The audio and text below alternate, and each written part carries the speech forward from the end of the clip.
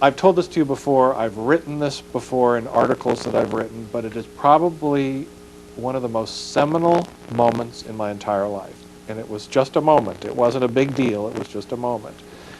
But the year would have been about 1986 or 87, and my mother was in the last stages of Alzheimer's.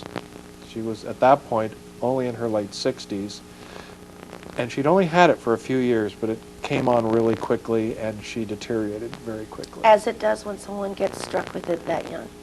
We're sitting in my house. It's a Sunday night, and I think it's either your birthday or the week of your birthday. And your darling wife, Kathy, invited me over, and I was having your chicken dinner. For my chicken, because she knows how much I love chicken, and to sit with your family and have dinner. Right. Sunday night.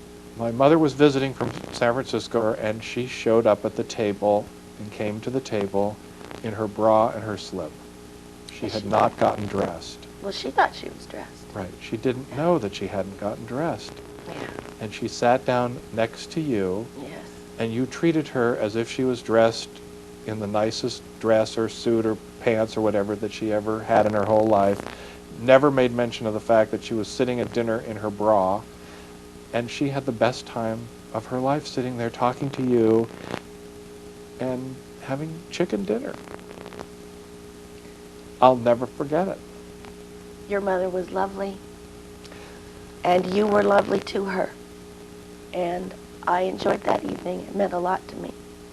And it prepared my way for my mother. But you were very close to your mother. Yeah. Talk about how everything just went upside down and changed. We watched this brilliant woman over a 9-10 year period completely disintegrate, a moment, a thought at a time. A couple of my sweetest memories in that nightmare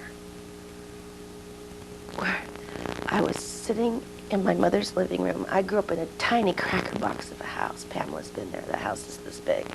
So my mother was in the bathroom, and I could hear this conspiratorial whispering and talking. And, you know, just as pretending your mother was fully dressed in an evening gown at your chicken dinner, I don't have a problem approaching someone who has my mother's condition and just playing along with it. So when she came out of the bathroom, I said, "Mom, who are you talking to in there?" And she said, "Oh, I have a friend."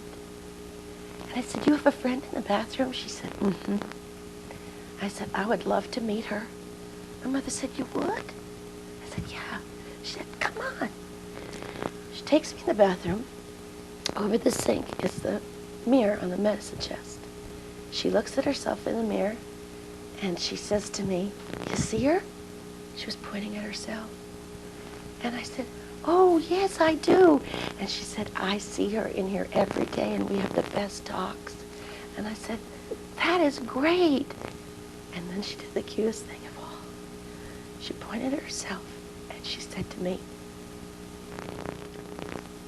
"Isn't she cute?" Referring to herself. I said, "Yeah, she is. She's pretty darn adorable."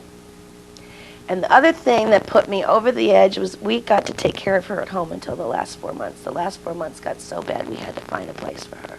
And we found a wonderful place, St. Aidan's in Portland, Oregon. Those people are saints, and it was a new state-of-the-art facility just for people with Alzheimer's. And we were in the dining room, and a man had come to play the accordion for everyone there. So I was belting out the songs, and my mother leaned over at the end of one song, and she touched my knee and patted it, and she said, "You have a very nice voice." And I said, "Thank you." And then she said,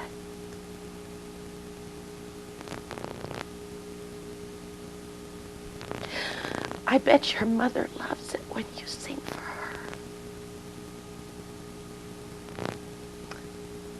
I said, "Yes. Yes, she does."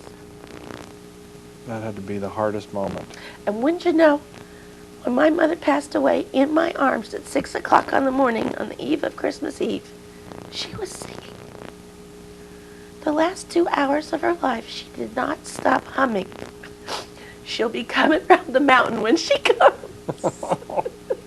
Is that cute? And she is. That Mother Struthers, she was an amazing woman. And her daughter got a lot of that amazing spiritual love from that mother. Is love the most important thing in the universe? Love is the only thing in the universe. How do we make people realize that? I know that everyone on their deathbed realizes that love is the only thing, and that maybe they should have given more of it, or they wish they'd received more of it. But the trick is to get them to realize that about love long before they're at their deathbed. And there's all these do-gooders in the world like me. Pamela calls me Rebecca of Sunnybrook Farm. And I'm out there determined that if I can start the ripple effect, and if I'm kind to everyone I see today, then maybe they'll in turn be kind to someone else.